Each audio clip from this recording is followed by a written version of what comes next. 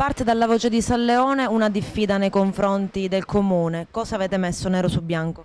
Abbiamo parlato, abbiamo discusso tante volte di questo marciapiede, pista ciclabile, abbiamo discusso tante volte del problema degli ambulanti extracomunitari e di un decoro di una città, di una frazione balneare che veramente è arrivato ai minimi storici. Non abbiamo avuto nessun tipo di riscontro, soltanto delle promesse, delle intenzioni. Oggi diffidiamo il Comune di Agrigento a intervenire, a darci sollecitamente delle risposte. Qualora queste risposte non dovessero arrivare in termini molto brevi, parlo di una settimana e 10 giorni, e allora, obtorto collo, proseguiremo a tutela dei nostri diritti e del nostro lavoro presso le autorità giudiziarie alla individuazione dei responsabili.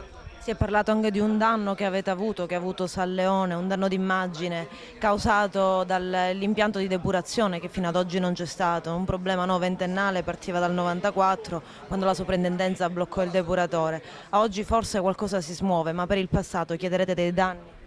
I danni per il passato li chiediamo certamente, su questa cosa stiamo lavorando, abbiamo dato mandato al nostro legale, stiamo raccogliendo i fatturati fatti gli anni precedenti, li stiamo raffrontando con quelli degli anni passati e su questo non ci piove. Poi sarà la magistratura a decidere se e chi dovesse rimborsarci.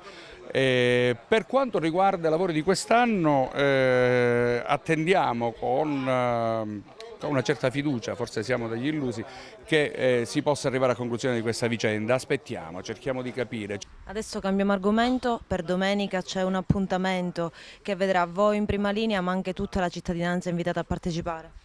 È un appuntamento che si chiama Comunque Grazie ci pensiamo noi ed ha un sottotitolo che vuole essere spiritoso, che dice poveri sì ma lordi picchi. Poniamo in essere un sistema che ci aiuti a pulire, a rendere pulita quella spiaggia per tutto il periodo di sua fruizione, che da noi è tutto l'anno, deve essere per tutto l'anno.